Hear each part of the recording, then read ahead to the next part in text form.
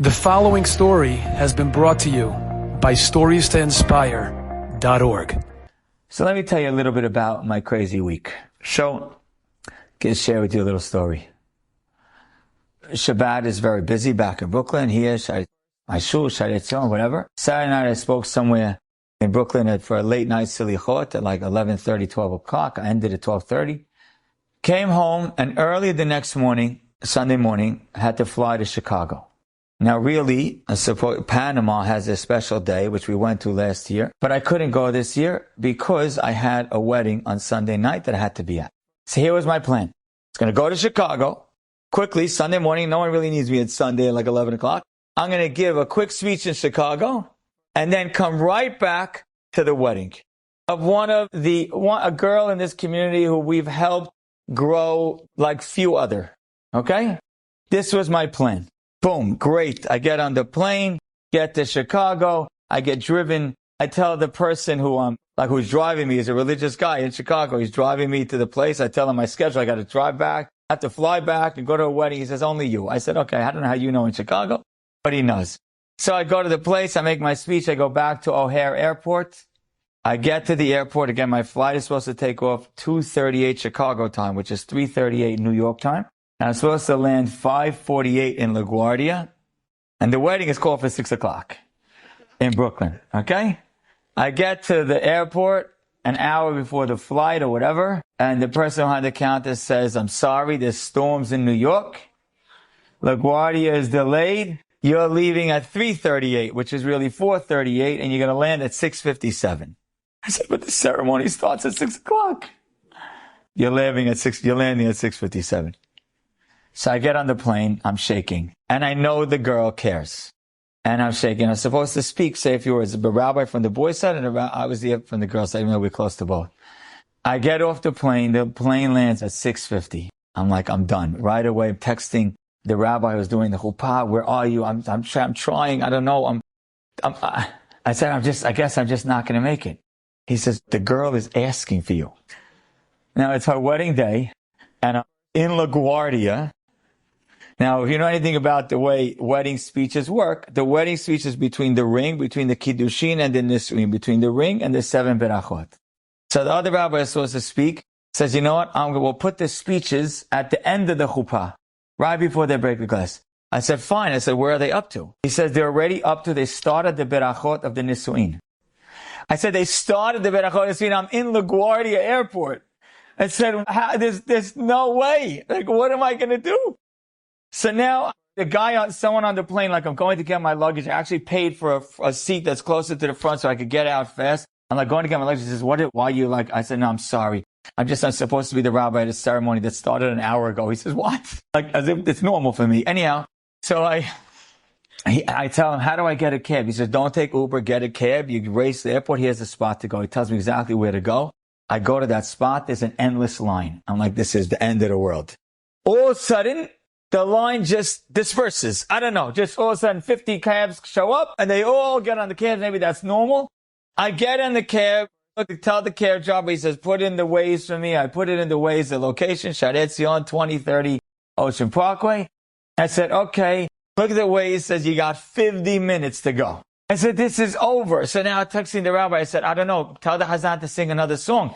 But there's no way I am getting there. I said, I'm not getting there. I said, speak speak whatever you got to do. I said, but I don't think I'm getting there. Even if I could get there the last minute, but and I'm in the car, and I actually started to tear up. And I said, Hashem, I know I made a mistake. I should not have risked. This girl does not deserve me to be going to Chicago that morning. That's why I didn't go to Panama. It doesn't deserve for me to go to Chicago that morning. It was too risky. I said, Hashem, but she didn't make any mistake. This girl is such a wonderful girl. Why does she deserve? She cares that I be there. Forget it's cool to speak at a wedding and the rabbi speaking at a wedding. I said, not all that. It's just for her. She cares for me to be there. The driver is pretty much deaf. Doesn't hear me even when I say, sir, move. He's not hearing me. Finally, he's racing. We're looking at the thing. I text the rabbi. He says, okay, the Nisu'in is ending. The Chazan is going to sing another song. But he says, just run up when you get here. I said, okay, I don't know. I get to Sharet Zion. He turns around Sharet Zion. I jump out of the car. The cost was $80. I took $120. I just dropped it on the seat. I said, here you go. Here's your tip. I ran out there. I took my carry-on. I gave it to the security of Sharet Zion. I said, just hold this. He says, what? I said, don't ask. Just hold it. I go racing into Sharet Zion. Instead of going around to the men's section, I didn't have that time. I open up the door to the ladies section. If you know Sharet Zion, I'm like, lady, just please make way. I go walking out the stage, and the rabbi says, and there's no one better to tell you about this wonderful girl than Rabbi Joey Haber, and hands me the mic. I literally started tearing up during the speech. And as her brother-in-law said afterwards, said, Rabbi, the whole drama made the wedding cooler. And the fact that you weren't there made it even better. And I said, wow, Hashem, there's no natural way that I am at this wedding. But I know my intentions were 100% L'Shem Shamayim.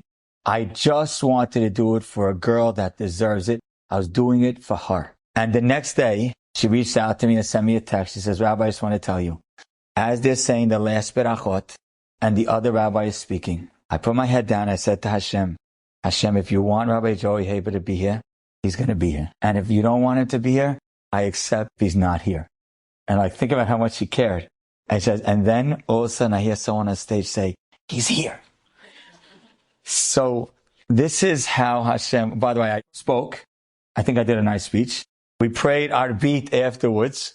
And then after our beat is over, someone comes running in and says, there's a cab driver outside yelling and screaming. I said, why is he yelling? He says, you didn't pay him.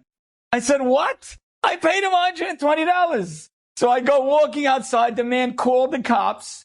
He's all up in arms. I said, sir, I paid you. He said, no, you just gave me 20. I said, I know what I gave you.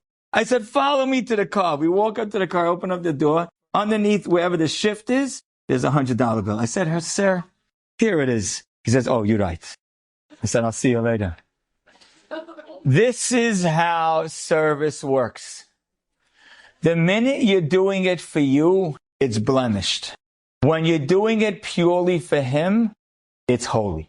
Hashem, what do you want from me? Period. Hard stop. Not also that I want from me, not also that it's good, not also that I make it work, not also that it's fun. Hashem, what do you want from me? Period. I am in your world. I am living your life.